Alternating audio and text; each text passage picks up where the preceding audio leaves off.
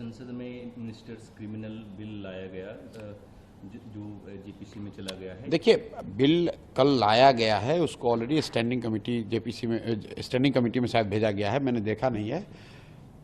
Bill के जो प्रावधान हैं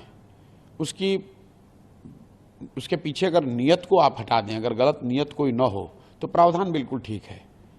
क्योंकि मैं ऐसा मानता हूं कि अगर आप संवैधानिक पोस्ट पर हैं और आप पर कोई ऐसा आरोप लग जाए जिसमें कि आपको अरेस्ट करके महीने, 2 महीने, 4 महीने जेल में रखा जा रहा है, तो जेल में रह के तो आप सत्ता में रह नहीं सकते, जेल में रह के तो आप राज्य चला नहीं सकते, अपने पद का निर्वहन नहीं कर सकते हैं।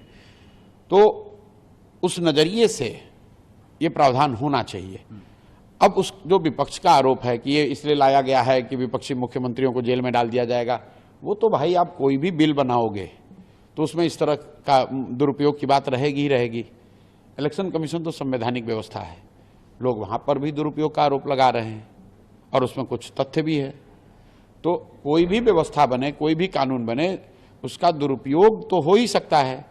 बाबा साहब अम्बेडकर ने ही कहा कि संविधान की ताकत, संविधान कितना अच्छा कितना बुरा है, ये इस पर निर्भर करता है कि संविधान को लागू करने वाले लोग कितने अच्छे और बुरे हैं। तेजस्वी यादव तो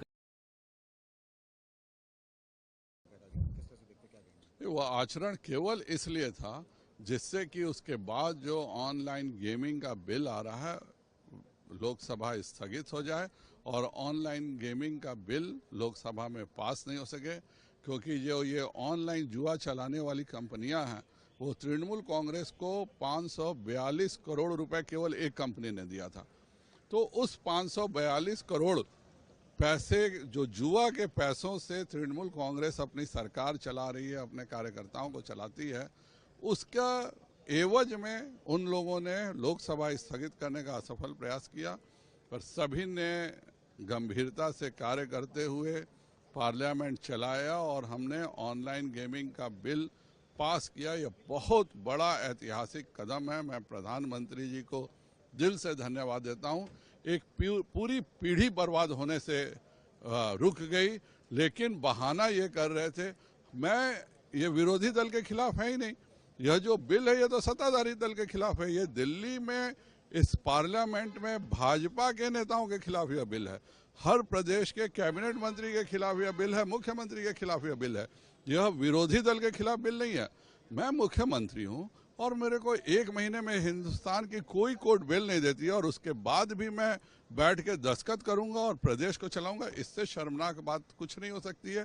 पहले कभी यह प्रेसिडेंस नहीं था। चाहे लालू जी जैसा बड़ा घोटालेबाज भी इस्तीफा दे करके भले अपने पत्नी को बनाया, लेकिन इस्तीफा दिया। अरविंद केजरीवाल सभी घोटालेबाजों का राजा है और इसलिए उसने जेल में रहते हुए जो काम किया, अपने मंत्रियों को जेल में रहते हुए जो उसने पूरी की पूरी दिल्ली सरकार चलाई, उसका नतीजा जनता ने तो दे दिया।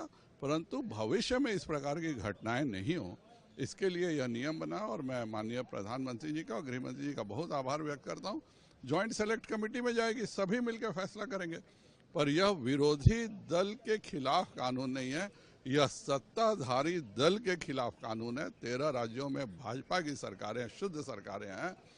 अगर कोई कैबिनेट मंत्री कहीं गलत करता है तो उसको इस्तीफा देना चाहिए। भाजपा में यह परंपरा रही है। कल गृह मंत्री जी ने खुल के बताया कि जिस केस में वह निर्दोष हुए, उस केस में चार्जशीट भी नहीं हुआ था, उसके पहले उन्होंने इस्तीफा दिया और जब तक वह क्लीन नहीं निकले तब तक उन्होंने कोई संवैधानिक पद नहीं लिया।